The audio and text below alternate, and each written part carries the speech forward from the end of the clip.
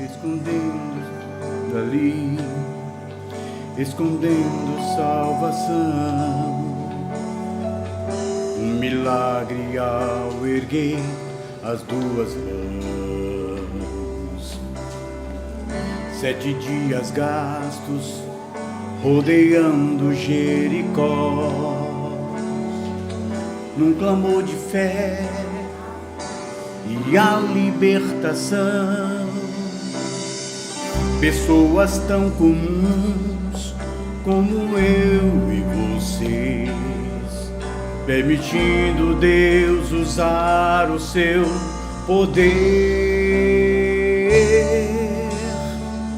Fique impressionado ao pensar, para que Deus conseguir me usar, é preciso primeiro eu permitir, fechar os olhos e acreditar, sentir a essência dos tocar. Oh meu Deus, minha vida aqui.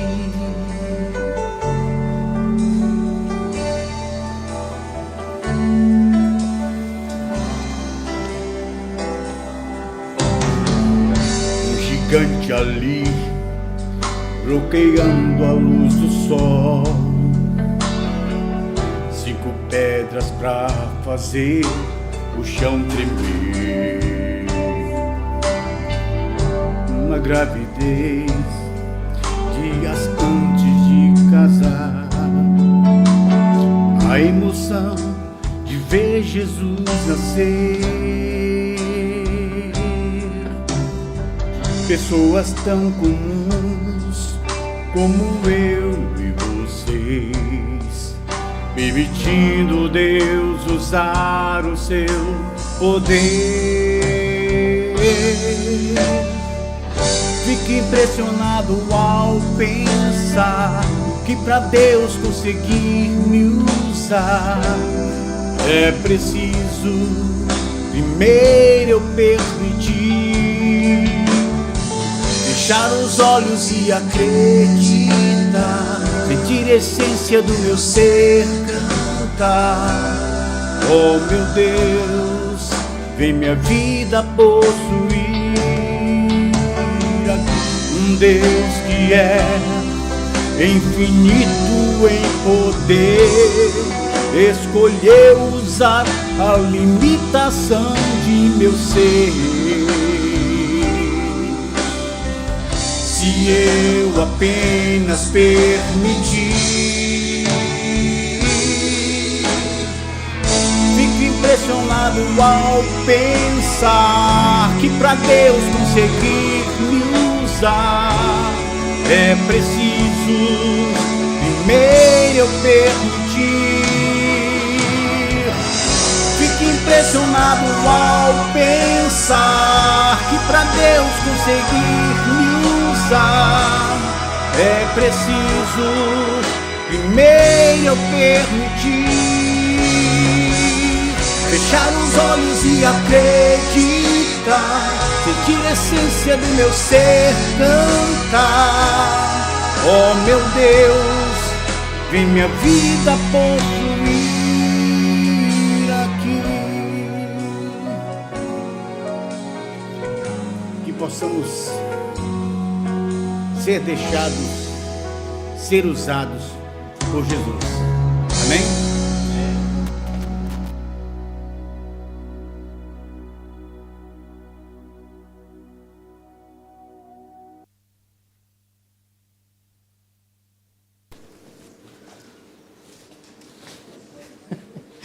O irmão Vitor estava a ver se escapava. Antes de começar a pregação, não sei se quer tomar a palavra primeiro. Pronto, então, antes de começar a pregação, queria apenas dizer umas curtas palavras de despedida. Despedida não definitivamente, não é? Porque ainda vou estar aí mais alguns dias, mas despedida como pastor desta igreja, que eu tive este grande privilégio de vos conhecer, de poder vos acompanhar, de poder estar presente nas atividades da igreja. Não foi muito tempo, cheguei em setembro e já estou estou a ir embora, mas nós sabemos que Deus tem sempre um plano. Tem um plano para mim, tem um plano para cada um de vós, tem um plano também para a Igreja. E eu não podia ir embora sem dizer que foi realmente um grande privilégio ter estado aqui convosco e ter feito parte desta comunidade. Sabe as coisas que eu não gosto? É das despedidas.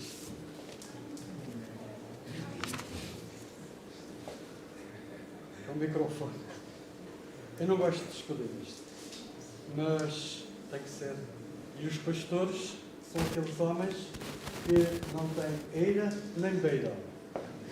Não é frase minha, é frase do pastor Roberto.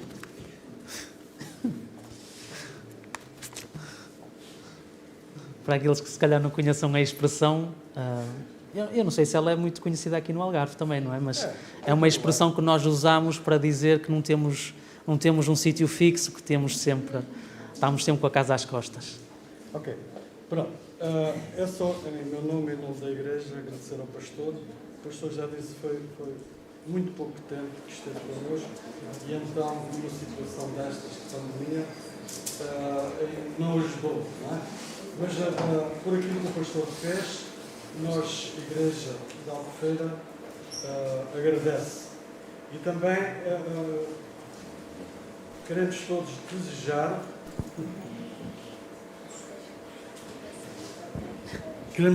ao pastor as maiores bênçãos para o seu ministério, para o pastor e sua família.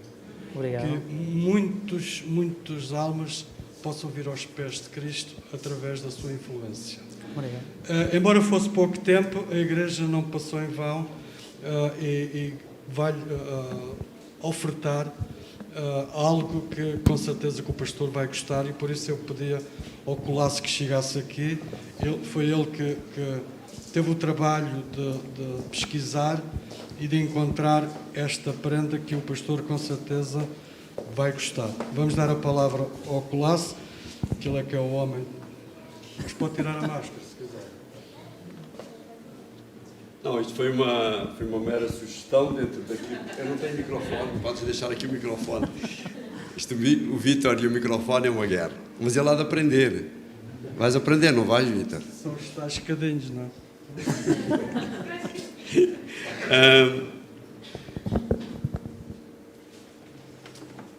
Eu penso que você vai ter a oportunidade de aprender espanhol. Sim, se ainda não sabe, tem aqui um livro em espanhol. Mas foi a única... Eu encontrei em português, mas custava o triplo do preço. E a Igreja não se pode contemplar. E não sabemos se havia de chegar. Os últimos acontecimentos do Brasil, as transportadoras estão quase impossibilitadas de enviar coisas para Portugal. E demorava quase 2 meses. Portanto, quando você voltasse para cá... Não é? Porque mas fez bem a comprar em espanhol, eu acho que é sempre... O pastor sabe que 20 anos depois dos pastores estarem aqui na Igreja, eles chegam a presidentes da União. Espero que não. Espero que seja peço desculpa, mas espero que seja uma falsa profecia. Mas o livro contém aquilo que eu vou ler aqui. Está lá dentro. Eu não quero que você abra o pacote. Pronto, só para mostrar. Você abre em casa.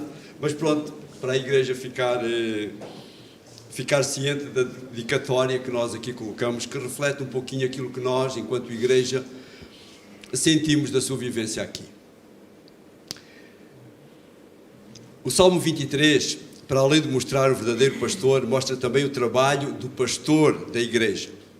Aquele que nos procura levar ao descanso da confiança em Deus, que nos transmite a água da vida, que dá alimento espiritual à sua Igreja e que, através das suas orações, nos ajuda a passar pelo vale escuro. De certeza que com estas pequenas ações, ou grandes ações simples, ele ajudará os seus membros a chegar ao grande banquete que o pastor dos pastores tem reservado para as suas ovelhas. Neste curto espaço de tempo, sentimos que você é esse pastor. Obrigado. Que Deus, que o pastor dos pastores continue a abençoar este pastor, a sua família e o seu ministério. Obrigado.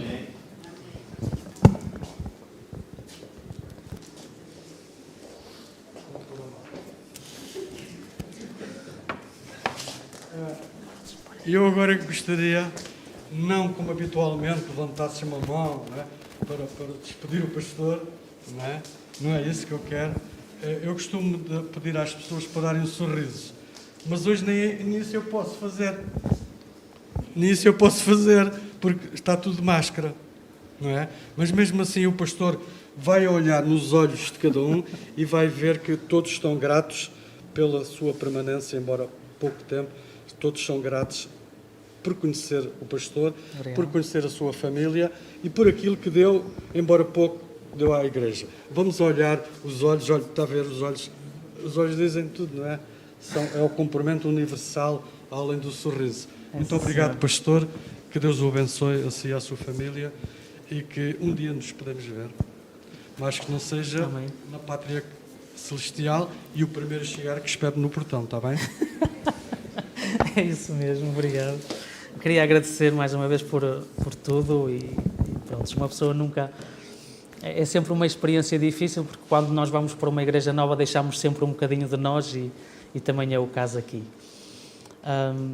Mas pronto, vamos avançar, que ainda vamos ter a ocasião ainda de nos despedirmos lá fora. Eu gostaria de deixar-vos uma mensagem esta manhã, um bocadinho em complemento àquilo que eu disse e mencionei na minha apresentação aqui. Já não foi assim há tanto tempo, se calhar alguns já se esqueceram um bocadinho. Vamos ter a ocasião durante a pregação de falar nesse texto bíblico, um texto bíblico que me tem acompanhado e que cada vez mais me leva a pensar muito sobre não só o que é ser um pastor, mas o que é ser um adventista, o que é pertencer ao povo de Deus, que eu acredito piamente, senão não pertencia a esta igreja, nem era pastor. E a pergunta que de alguma maneira vai conduzir toda esta pregação é: nós como adventistas, nós temos uma mensagem na qual nós acreditamos piamente, mas mais do que isso, o que é que deve identificar cada um de nós como adventistas? Eu gostaria de ler um texto em Isaías, capítulo 35.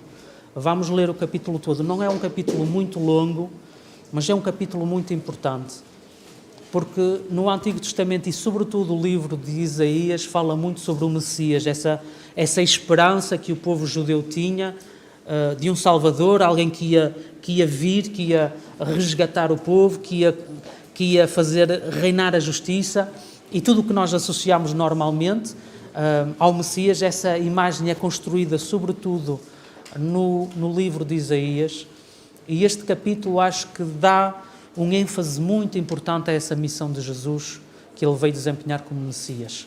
Vamos ler Isaías capítulo 35, vamos ler do versículo 1 até ao versículo 10, e eu depois vou salientar um aspecto muito importante. O deserto e os lugares secos se alegrarão disto, e o ermo exultará e florescerá como a rosa. Abundantemente florescerá e também regurgitará de alegria e exultará. A glória do Líbano se lhe deu, a excelência do Carmelo e Sarão, e eles verão a glória do Senhor, a excelência do nosso Deus. Confortai as mãos fracas, fortalecei os joelhos trementes, dizei aos turbados do coração: esforçai-vos, não temais. Eis que o vosso Deus virá com vingança, com recompensa de Deus, e Ele virá e vos salvará. Então os olhos dos cegos serão abertos, os ouvidos dos surdos se abrirão, então os coxos saltarão como servos e a língua dos mudos cantará, porque águas arrebentarão no deserto e ribeiros no ermo. E a terra seca se transformará em tanques e a terra sedenta em mananciais de água. E nas habitações em que jaziam os chacais haverá erva para canas e juncos. E ali haverá um alto caminho, um caminho que se chamará o caminho santo. O imundo não passará por ele, mas será para aqueles, os caminhantes. E até mesmo os loucos não errarão. Ali não haverá leão, nem animal feroz subirá a ele, não se achará nele, mas os remidos andarão por ele. E os resgatados do Senhor voltarão e virão a Sião com júbilo, e alegria eterna haverá sobre as suas cabeças. Gozo e alegria alcançarão, e deles fugirá a tristeza e o gemido. Muitas profecias, nós normalmente associamos estas profecias messiânicas a outros capítulos do livro de Isaías, mas eu achei interessante focar sobretudo este, por causa do versículo 8. Às vezes não é muito aparente, porque o português que é traduzido nas nossas Bíblias, às vezes não é um português às vezes um bocadinho antigo, as construções das frases são um bocadinho complicadas, complexas, mas a ideia principal que está aqui a ser transmitido é que Deus vai agir no povo, vai salvar, vai curar, vai abençoar, vai libertar. Nós lemos nos versículos, nomeadamente a partir do versículo 4 até ao versículo 6, e depois aquilo que é dito no versículo 8 é uma coisa muito importante.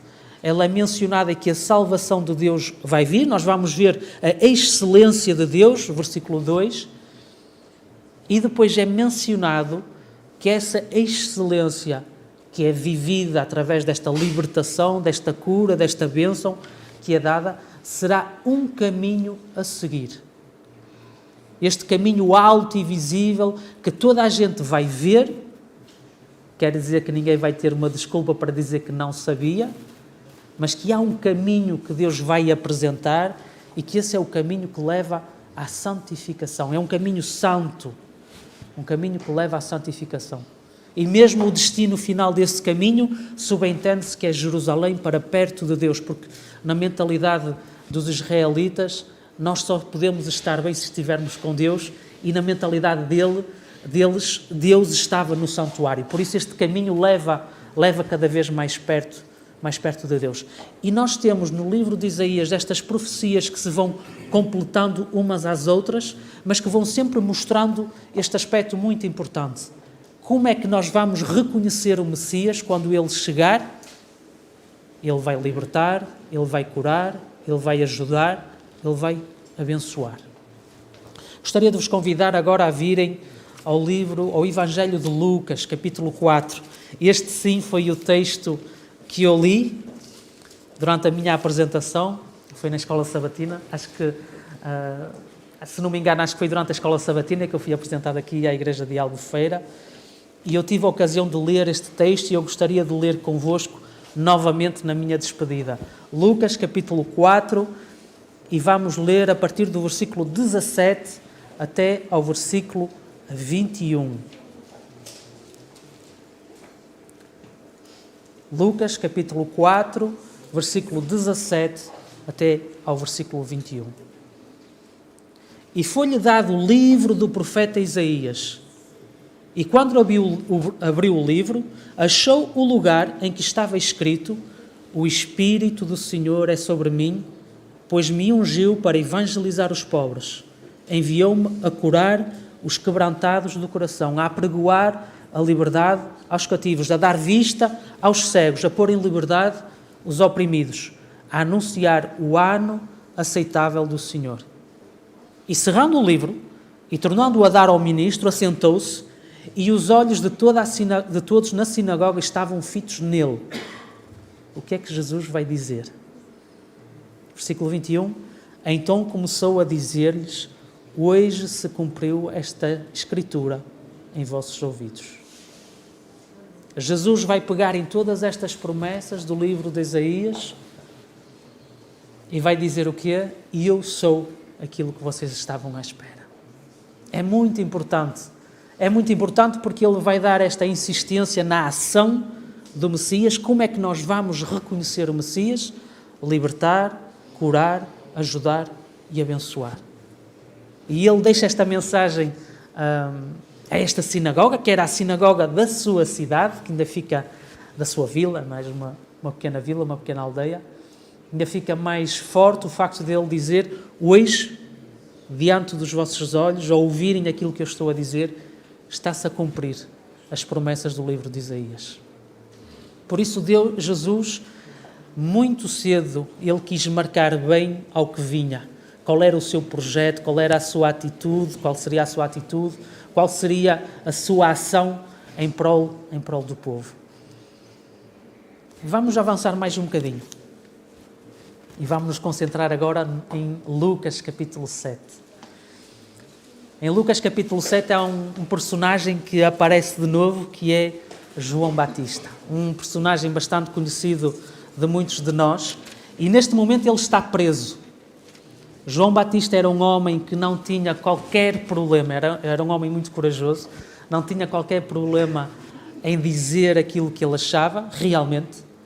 E isso, por vezes, acontece também à nossa volta, não é? Quando alguém é honesta, quando alguém é verdadeiro, quando alguém é sincero, às vezes coloca-se em situações mais delicadas. Ele tinha sido colocado em prisão porque ele tinha dito ao rei: aquilo que tu estás a fazer não é correto. Mas vamos ler, porque há uma coisa que João, apesar de ele estar em prisão, que começa a inquietar João Batista. Vamos ler a partir do versículo 18. Capítulo 7, versículo 18. E os discípulos de João anunciaram-lhe todas estas coisas. Vamos parar aqui um bocadinho. Que coisas é que são estas? Eu esqueci-me de fazer esta pequena contextualização que é muito importante. Imediatamente antes, no capítulo 7, nós temos a cura do servo do centurião romano. Para aqueles que conhecem um bocadinho, este centurião aproxima-se de Jesus e pede: olha, tenho um servo meu de quem eu amo muito e que está muito doente, às portas da morte, podes curá-lo? E Jesus predispõe-se a acompanhar aquele homem, mas este centurião diz: não precisas de vir comigo. Basta uma palavra tua e eu tenho a certeza absoluta que o meu servo vai ser curado. E Jesus, depois desta demonstração, ele diz: mas que fé é esta? Temos esta primeira cura, temos depois uma ressurreição, que é o filho de uma viúva que vivia em Naim. Jesus vai ressuscitar este filho que tinha falecido, não é? E então nós temos, a partir do versículo 18, os discípulos de João Batista que vêm contar estas histórias a João Batista. Vamos continuar a ler agora a partir do versículo 19. E João, chamando 2 dos seus discípulos, enviou-os a Jesus, dizendo: és tu aquele que havia de vir, ou esperamos um outro? E aqueles homens chegaram junto dele e disseram: João Batista enviou-nos a perguntar-te: és tu aquele que havia de vir, ou esperamos um outro? Vamos parar aqui por alguns instantes. Qualquer um de nós que conheça um bocadinho o percurso de João Batista e como o João Batista é apresentado na Bíblia, esta pergunta é problemática, no mínimo problemática. Então, como é que o João Batista, que batizou o próprio Jesus, ouvindo os milagres que Jesus faz, ele coloca esta pergunta a Jesus: mas és tu quem nós esperamos? E isto subentende-se que é o Messias. João Batista está a perguntar especificamente a Jesus: és tu o Messias ou não? És tu aquele quem nós estávamos à espera ou não? E eu não sei quanto a vocês, mas aqueles que conhecem saberão que isto é problemático. Vamos só ver um exemplo de como é que isto é problemático. Vamos em Lucas capítulo 1. Lucas capítulo 1, que nos mostra bem o problema desta pergunta de João Batista. No capítulo 1, vamos ler a partir do versículo 40. Só para recapitular um bocadinho o que se está aqui a passar, Maria descobre-se grávida de Jesus. Como uma mulher de boas famílias, ela sabe bem que isto coloca um problema, porque não é suposto uma jovem de boas famílias engravidar antes do casamento. Então o que é que ela, com os seus pais, certamente decide fazer? Olha, vai visitar a tua prima, a mãe de João Batista, vai visitar a tua prima, fica lá algum tempo e até nós compormos aqui a situação e vermos como é que vamos resolver isto. E vamos ler o encontro, o que é que acontece quando Maria e a prima, a mãe de João Batista, se encontram, que era a Isabel. Vamos ler então a partir do versículo 40. E Maria entrou em casa de Zacarias e saudou a Isabel. E aconteceu que, ao ouvir Isabel a saudação de Maria, a criancinha saltou no seu ventre. Estamos a falar de João Batista. A criança que Isabel tinha no seu ventre saltou de alegria. E Isabel foi cheia do Espírito Santo. E o que é que ela diz? E exclamou com grande voz e disse: bendita és tu entre as mulheres e bendito o fruto do teu ventre. E de onde me provém isto, a mim, que venha visitar-me a mãe do meu Senhor? Pois eis que ao chegar aos meus ouvidos a voz da tua saudação, a criancinha saltou de alegria no meu ventre. Eu acho esta história simplesmente extraordinária. Imaginem, nesta altura, Isabel já está quase no termo da sua gravidez, perto já dos 9 meses. Ela, ao ouvir a voz de Maria, temos João Batista que, reconhecendo pela ação do Espírito Santo, reconhecendo que Jesus também estava ali perto, ele começa a saltar de alegria. Imaginem a cena.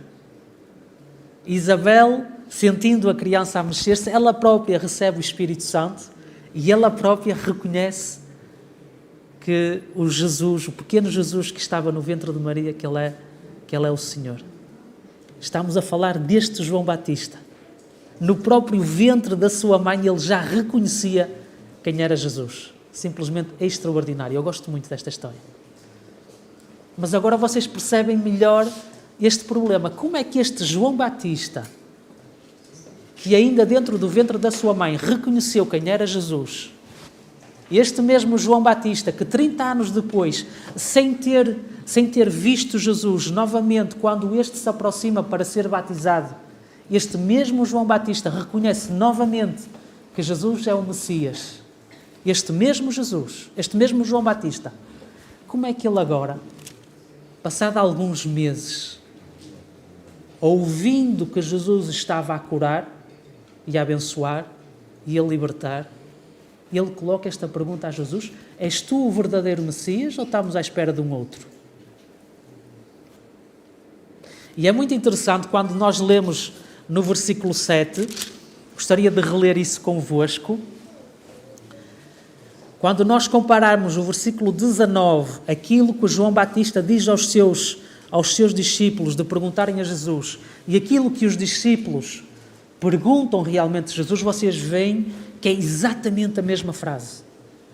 Exatamente a mesma frase. Isso quer dizer que João Batista, certamente, quando fez este pedido aos seus discípulos, disse-lhes, mesmo que não esteja escrito, mas certamente que o fez, vocês vão perguntar exatamente esta pergunta.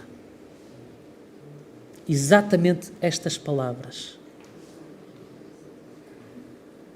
É curioso. Como é que João Batista, depois destas demonstrações de acreditar, de compreender, da ação do Espírito Santo na sua vida, a reconhecer Jesus como o Messias, agora chega neste momento e pergunta: és tu o verdadeiro Messias? Digam-me uma coisa, se João Batista tem dúvidas, se o próprio João Batista tem dúvidas, quem é que não poderia ter dúvidas acerca disso?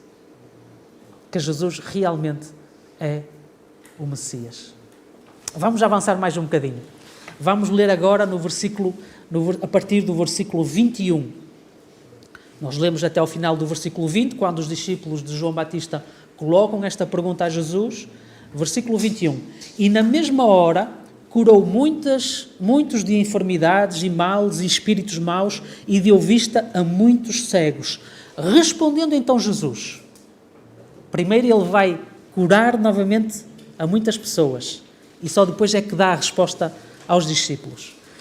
Respondendo então Jesus, disse-lhes: ide e anunciai a João o que tendes visto e ouvido, que os cegos veem, que os coxos andam, os leprosos são purificados, os surdos ouvem, os mortos ressuscitam e aos pobres anuncia-se o Evangelho.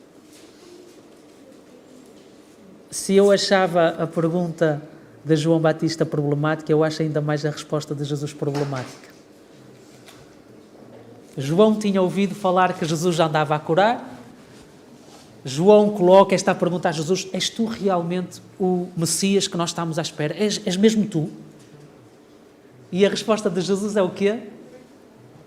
Se tu achavas, imagino eu, não é? Se João Batista estivesse diante de Jesus neste momento, se tu achavas que era problemático eu estar a curar e a salvar as pessoas, então ainda vais ficar mais preocupado agora.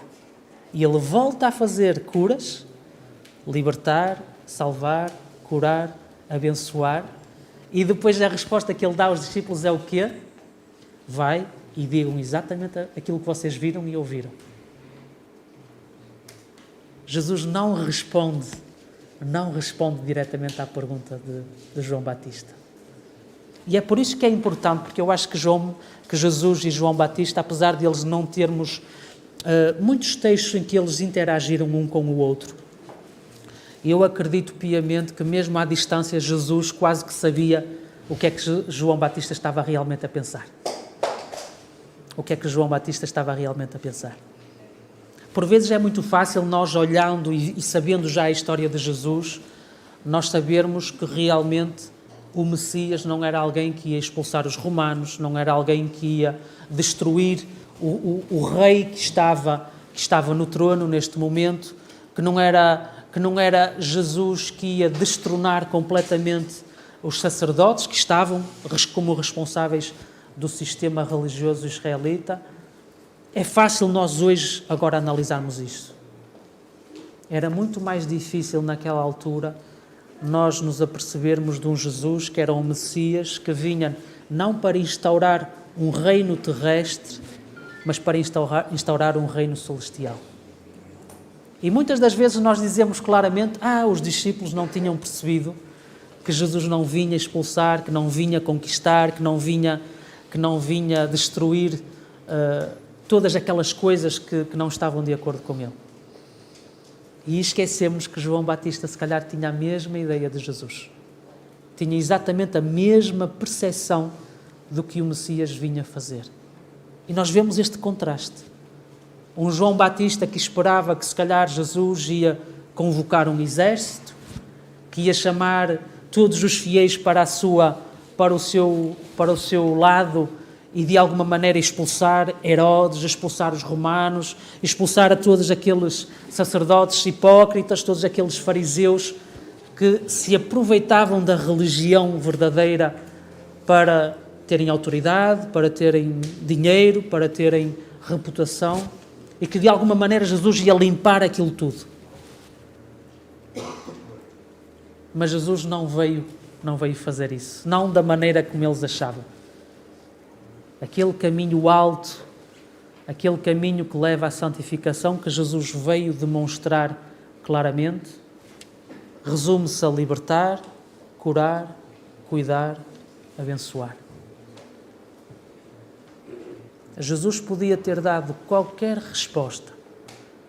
Jesus podia ter partido imediatamente de onde ele estava, chegado à prisão onde João Batista estava, expulsado todos aqueles que se opunham a ele, apresentar-se diante de João Batista e dizer, então, era isto que estavas à espera? Estavas com dúvidas de quem eu era realmente? Mas Jesus mantém-se fiel àquilo que Deus tinha estabelecido como o caminho para ele. Curar, libertar, abençoar e ajudar.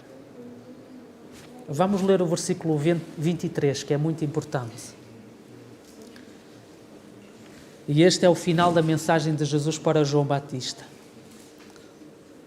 Bem-aventurado é aquele que em mim não se escandaliza. Bem-aventurado é aquele que em mim não se escandaliza. João Batista tinha uma ideia do que é que o Messias ia fazer realmente, do que é que ele deveria fazer para salvar o povo de Israel. E a resposta final de Jesus é reforçar aquilo que ele já estava a fazer, curar, libertar, ajudar e abençoar, e dizer este aviso a João Batista: bem-aventurado aquele que não se escandaliza comigo. Bem-aventurado aquele que não se escandaliza comigo. Eu acho que nós temos uma imagem muito nossa daquilo que deve ser Jesus na nossa vida. De como Deus deve agir à nossa volta, nas nossas igrejas, na sociedade em geral. E eu acho que é uma lição muito importante de cada um de nós de percebermos que Deus não é feito à minha imagem e eu é que sou refeito à sua imagem. É muito importante isso, irmãos. É muito importante que nós possamos manter a todo momento. Nós hoje falámos nesta escola sabatina, hoje de manhã, sobre a necessidade de estarmos sempre disponíveis, de ouvir as correções de Deus, de ouvir quando Deus está-nos a dizer não é assim, é de outra maneira. Nós só atingimos essa capacidade de nos deixarmos moldar por Deus se mantivermos sempre claro no nosso espírito que Deus é sempre diferente de mim. Não é Deus que tem que se moldar a mim próprio, sou eu que tenho que me moldar a Deus. Eu acho que é uma lição muito importante a reter, mas há uma lição ainda mais importante a reter. Jesus podia ter feito muitas coisas para provar que ele era o verdadeiro Messias. Podia ter descido dos céus com os seus anjos, podia ter aparecido diante de todas as cortes dos grandes imperadores, dos grandes reis da terra, mostrado plenamente o seu poder e dizer: eu sou o vosso Deus, adorem-me. Podia ter feito isso. Podia ter demonstrado que ele era o Messias de muitas maneiras diferentes. Mas o que interessa é qual é a maneira que ele definitivamente escolheu. Curar, libertar, ajudar, abençoar. Agora digam-me uma coisa. Quando o próprio Jesus foi provocado por João Batista, seu primo, alguém que servia ao mesmo Deus, e ele foi provocado para, então não fazes mais do que isso? Não fazes outras coisas? Se o próprio Jesus manteve-se na direção, no caminho santo que Deus tinha definido para ele, se Jesus deveria ser reconhecido por estas ações, libertar, cuidar, ajudar, abençoar, como é que nós, sendo servos de Jesus, sendo discípulos de Cristo, temos que ser reconhecidos hoje? Como é que as pessoas vão dar crédito à mensagem que nós temos a partilhar com eles? Eu gostaria de partilhar uma coisa pessoal. Eu fui um jovem que tive muitas perguntas na minha adolescência e pronto, até aos 18, 19, 20 anos eu tive muitas perguntas. Às vezes partilhava na igreja, outras vezes não partilhava com ninguém. Será que Deus existe? Será que a Igreja Adventista é a igreja verdadeira? Porque é que eu acredito nas doutrinas da Igreja, a Trindade, tudo. E foi para mim, essas perguntas foi uma ocasião para eu pensar realmente porque é que eu sou adventista. Eu, se estou aqui diante de vós, é porque eu estou plenamente convicto que a nossa Igreja tem uma mensagem muito importante a transmitir ao mundo. Sem qualquer vanglória, sem qualquer orgulho institucional, se podemos dizer assim.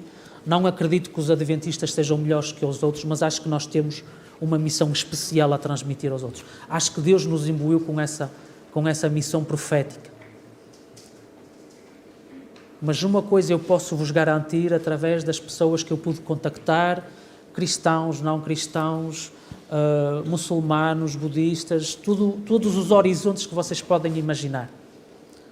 As pessoas não vão ouvir aquilo que nós temos para dizer se nós não seguirmos o mesmo caminho que Jesus seguiu.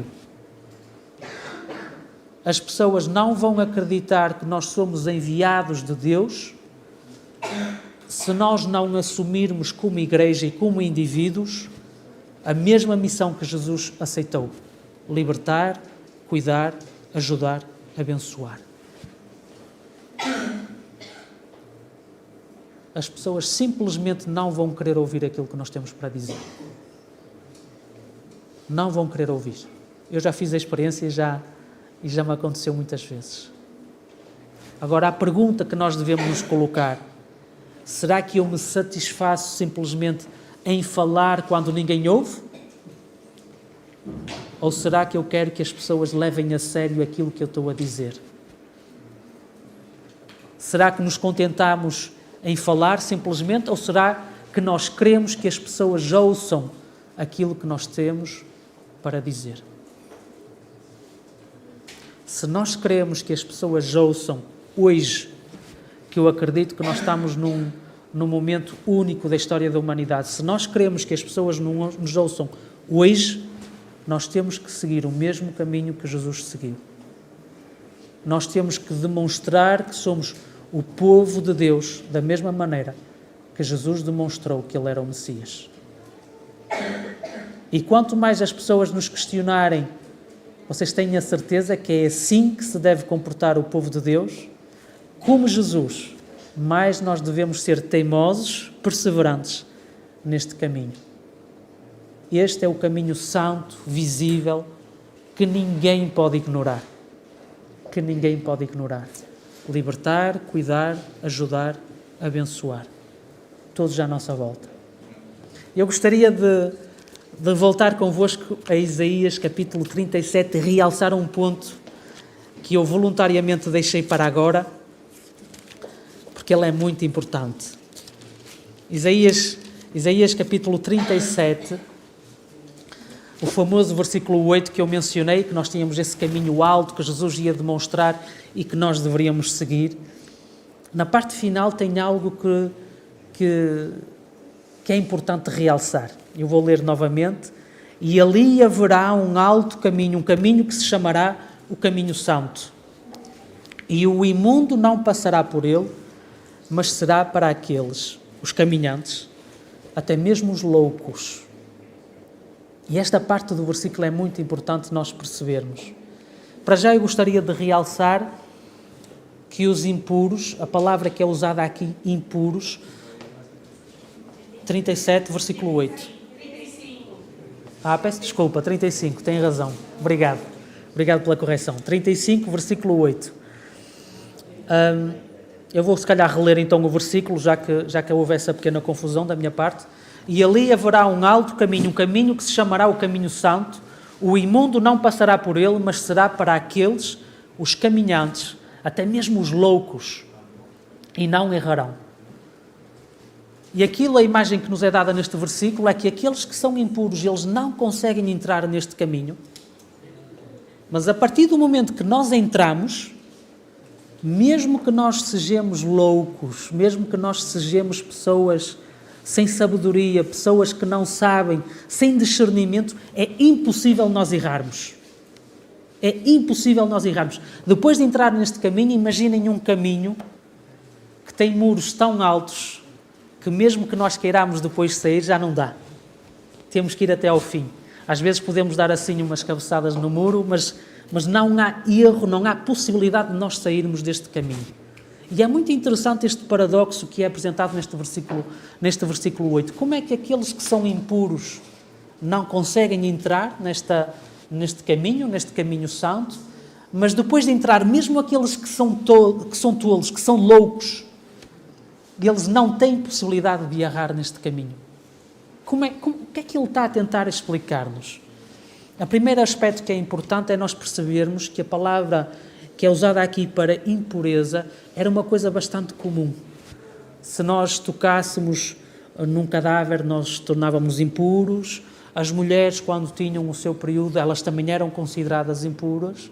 Não é propriamente pecado. Estar impuro não quer dizer, não é sinónimo de estar em pecado ou de estar afastado de Deus. Era uma coisa que podia acontecer a qualquer um de nós de forma involuntária. E a maneira de nós nos purificarmos era muito simples. Quando nós tínhamos estas impurezas, ou tomávamos um banho, ou ficávamos algum tempo separados das outras pessoas, normalmente era 3 dias, e depois já podíamos voltar, dependendo da situação.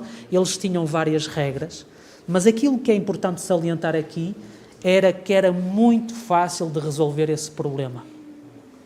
Era muito fácil resolver esse problema. E aquilo que eu acho que o profeta Isaías está aqui a tentar nos transmitir, porque é que estas pessoas que são impuras, elas não podem entrar neste caminho? Muito simplesmente para dizer que aqueles que não entram neste caminho são aqueles que não querem. Quando o bilhete de entrada de algum sítio é gratuito, os museus, imaginem uma piscina com o calor que nós estamos, quem é que não gostaria de estar numa piscina, se calhar a refrescar-se um bocadinho? Se o bilhete para a entrada é gratuito, quem é que não vai para esse sítio? Quem não quer. Por isso é que o profeta Isaías foca sobretudo este aspecto da impureza, porque era muito fácil, muito simples nós retirarmos essa impureza que estava para sermos considerados puros. E depois nós temos a segunda parte, que eu acho que é ainda mais extraordinário, que é a parte de quando nós entrarmos, é impossível nós errarmos. A palavra que é usada é mesmo a palavra de alguém que não sabe o que está a fazer. Imaginem, por exemplo, se calhar o melhor exemplo seria uma criança pequena. Vocês sabem bem que eu tenho a minha filha, não é? Que vai fazer 2 anos dentro em pouco tempo. Se eu lhe digo olha, vai buscar qualquer coisa ao pai, ela às vezes vai buscar, mas vê uma pedrinha no chão, já para, vê qualquer coisa que a distrai, já vai para outro lado. Ultimamente tem sido uma luta quando eu tenho algum tempo para ir à praia com ela, porque volta e meia ela foge-me e quer ir logo entrar no mar, pelo mar adentro. Não tem noção do perigo, nenhuma. Por isso eu tenho que ter atenção redobrada. E aquilo que é transmitido neste texto, com aquelas pessoas que são loucas, que são tolas, é realmente uma pessoa que não tem consciência nenhuma do que está a fazer. E a força deste versículo é quando ela nos diz que a pessoa que consegue entrar neste caminho não há possibilidade de errar. Não há possibilidade de errar. Porquê é que eu dou tanto ênfase a este versículo 8 e a importância destas imagens que o profeta está a tentar nos mostrar? Muitos de nós, se calhar, nós não conseguimos explicar todas as doutrinas adventistas. Muitos de nós, se calhar, não conhecem, se calhar, todas as doutrinas a fundo, quanto mais explicá-las corretamente. Mas todos nós somos capazes de imitar a Jesus. Uns melhor, outros com um bocadinho mais de dificuldade, mas todos nós somos capazes de imitar Jesus. E aquilo que o profeta Isaías estava a tentar mostrar quando ele fala deste Messias que ia vir para salvar o seu povo, deste caminho que ele ia estabelecer, este caminho alto e visível, que toda a gente vai se aperceber, este é o caminho santo, este é o caminho de Deus. É exatamente isto que eu estou a mencionar. Imitar Jesus. Falar como ele falou, agir como ele agiu. Muitas das vezes nós encontramos textos que não percebemos, questões teológicas que são muito complicadas, pessoas que nos colocam perguntas que nós não conseguimos responder, mas todos nós somos capazes de demonstrar o amor que Jesus tinha pelos outros. Libertar, curar, abençoar e ajudar. Muitas vezes aquilo que Deus me pede é simplesmente dar credibilidade à mensagem adventista, para que pessoas que realmente têm essa capacidade de explicar, de ensinar, de guiar, para que as pessoas possam ouvir, dar crédito, credibilidade a isso que é dito e aí sim escolher com a ajuda de Deus. Deus não nos pede a todos para darmos estudos bíblicos, Deus não nos pede a todos para convencer ou argumentar com outras pessoas, porque nem todos temos esse dom ou essa capacidade. Mas Deus pede-nos a todos de dar credibilidade à sua mensagem, de mostrar através dos nossos atos, das nossas palavras, que nós como povo fomos enviados por Deus para dar uma mensagem a este mundo. E posso-vos garantir, sem essa credibilidade, podemos falar muito, podemos distribuir muito, mas ninguém vai ouvir, ninguém vai ler. Este caminho santo que Deus nos chama a seguir, é isso que dá credibilidade à nossa mensagem. É isso que leva as pessoas que não nos conhecem muito bem, às vezes, ou que nos conhecem bem, a dizer: esta pessoa vem de Deus. Eu quero ouvir aquilo que ela quer dizer. Por isso, como mensagem final a vocês, como minha igreja, não é? Até o sábado acabar ainda são a minha igreja. A mensagem que eu queria deixar é esta. Nem todos conseguimos falar em público, nem todos temos jeito para ensinar, para argumentar, para explicar, mas nós todos temos uma capacidade de viver aquilo que Jesus viveu. Não pelos nossos méritos, mas pelos méritos de Jesus e com a ação do Espírito Santo. Que Ele nos ajuda a nos concentrar nisso, que Ele nos ajuda a realmente darmos essa credibilidade para que as pessoas possam dizer um dia: olha, um adventista do sétimo dia é boa pessoa. Posso não concordar com ele, posso não acreditar em tudo o que ele diz, mas é boa pessoa. E eu sonho que nós possamos ser um povo que seja descrito desta maneira. Porque nesse momento tenho a certeza absoluta que mesmo não concordando, as pessoas vão ouvir aquilo que nós temos para dizer. Que Deus nos abençoe a todos. Amém.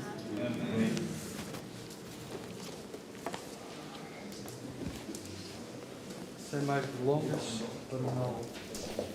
para a essência daquilo que ouvimos não sair do nosso pensamento, vamos cantar com alegria o hino 403. 403. Mais de Cristo.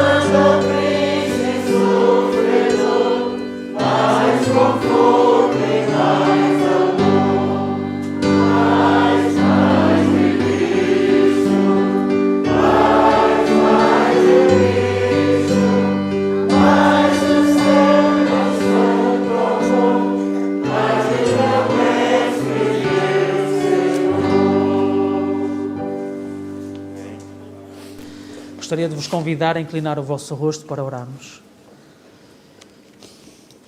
Amado Deus, Tu que nos conheces, sabes bem, Senhor, que por vezes não estamos à altura daquilo que Tu esperas de nós.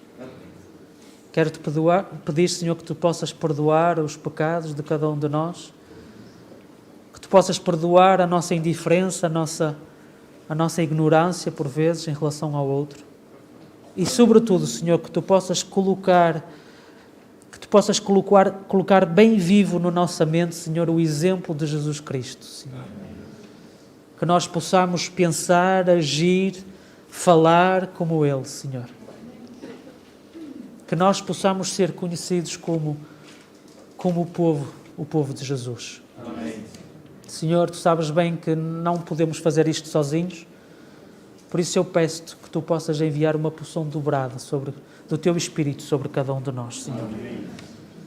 Não podia terminar esta oração sem mencionar a nova família pastoral que vai pertencer a esta igreja, Senhor, o pastor Samuel Cabrito e a sua esposa e a sua filhota, que Tu possas abençoá-los, Senhor, que Tu possas guiar a sua instalação e, sobretudo, Senhor, que conjuntamente entre família pastoral e esta igreja, esta Tua igreja de Albufeira, Senhor, que eles possam realmente ser testemunhas vivas, não só do Teu amor, do Teu caráter, mas do Teu poder para transformar vidas, Senhor.